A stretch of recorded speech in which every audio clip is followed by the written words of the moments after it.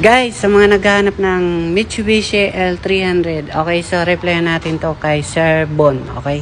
Sa 520K, 2022 model L300, magkano po down and monthly, okay?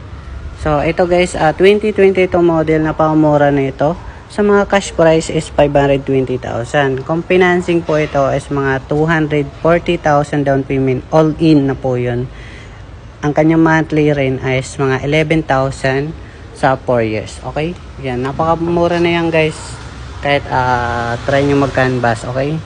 Yan. Sariwa pa naman to. Okay pa naman yung body. Ayan. Konting mga ganyan lang. Normally na yan. Basta original. Okay?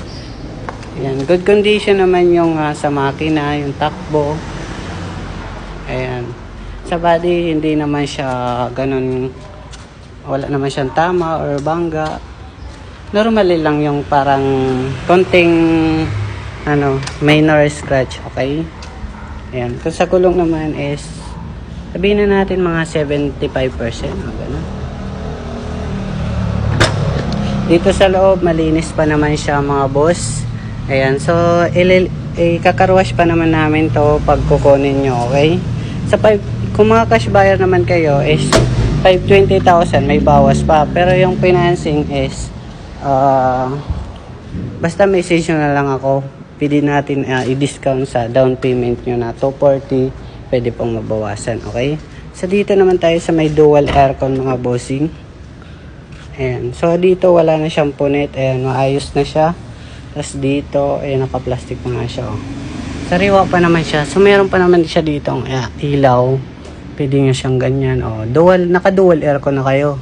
Kasi ang presyo naman ng 2022 model guys na L300, nagkakalaga pa ng 700 plus. Okay?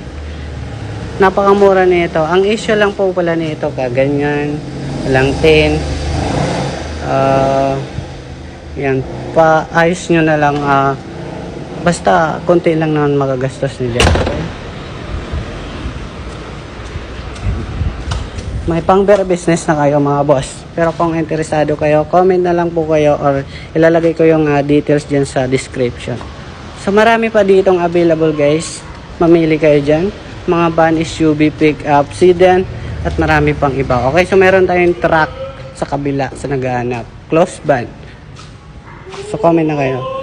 Thank you mga bossing.